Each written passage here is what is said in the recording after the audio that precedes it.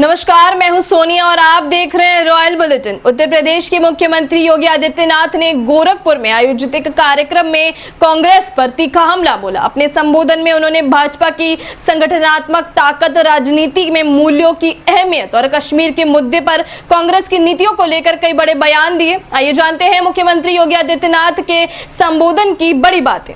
मुख्यमंत्री योगी आदित्यनाथ ने कहा कि भारतीय जनता पार्टी की यात्रा लगातार मजबूती के साथ आगे बढ़ रही है। उन्होंने कहा कि आज भाजपा केवल भारत ही नहीं बल्कि दुनिया की सबसे बड़ी राजनीतिक पार्टी है और इसका श्रेय पार्टी कार्यकर्ताओं की मेहनत तथा राष्ट्रहित की विचारधारा को जाता है। मुख्यमंत्री ने अपने संबोधन में कहा कि राजनीति केवल सत्ता प्राप्त करने का माध्यम नहीं हो सकती।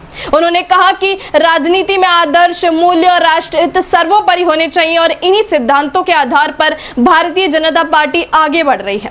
कांग्रेस पर निशाना साधते हुए मुख्यमंत्री योगी आदित्यनाथ ने आरोप लगाया कि कांग्रेस की नीतियों ने कश्मीर के मुद्दे को जटिल बना दिया है। उन्होंने कहा कि कांग्रेस ने ऐसी नीतियां अपनाई जिनसे कश्मीर को भारत से अलग करने की साजिश को बढ़ावा भी मिला।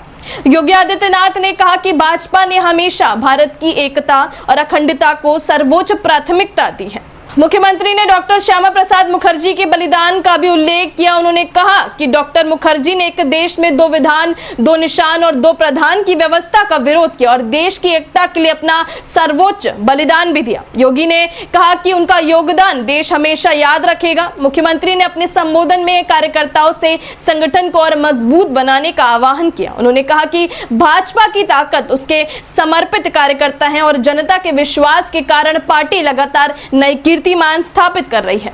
भारत के विभाजन को लेकर के जो षड्यंत्र हो रहे थे, पूरा बंगाल पाकिस्तान में शामिल करने की साजिश हो रही थी, उसके खिलाफ कोई लड़ा था तो डॉक्टर श्यामा प्रसाद मुखर्जी लड़े थे। बंगाल के अकाल के खिलाफ संघनाद करने वाले नामों में से प्रमुख नाम आता है उस वहां की त्रासदी से वहां के लोगों को राहत देने की जिस अभियान का नेतृत्व डॉक्टर श्यामा प्रसाद मुखर्जी ने किया हो, देश की आजादी के आंदोलन से लेकर के स्वतंत्र भारत में कांग्रेस की साजिश का पर्दाफाश करते हुए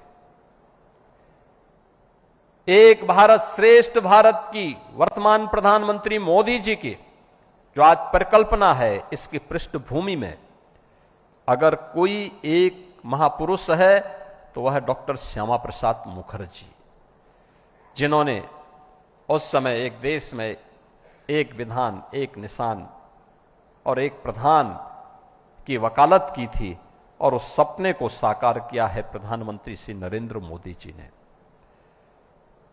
याद करिए 1953 से लेकर के लगातार ये संघर्ष चलता रहा और सफलता मिली जब भारतीय जनता पार्टी की केंद्र में पूर्ण बहुमत की सरकार बनी और श्री नरेंद्र मोदी जी देश के प्रधानमंत्री बने। ये लगातार चलता रहा। गोरखपुर से मुख्यमंत्री योगी आदित्यनाथ के संबोधन को आगामी राजनीतिक रणनीति के लिहाज से भी अहम माना जा रहा है। एक ओर उन्होंने भाजपा की उपलब्धियों का उल्लेख किया तो दूसरी ओर कांग्रेस की नीतियों पर तीखा हमला बोला और डॉक्टर श्यामा प्रसाद मुखर्जी के बलिदान को याद भी किया। अब देखना होगा कि मुख्यमंत्री के इन बयानों पर कांग्रेस की ओर से क्या प्रतिक्रिया सामने आती है। फिलहाल इस खबर में इतना ही। अगर आपको यह रिपोर्ट पसंद आई हो तो वीडियो को लाइक करें, शेयर करें और रॉयल बुलेटिन को सब्सक्राइब करना ना भूलें। धन्यवाद।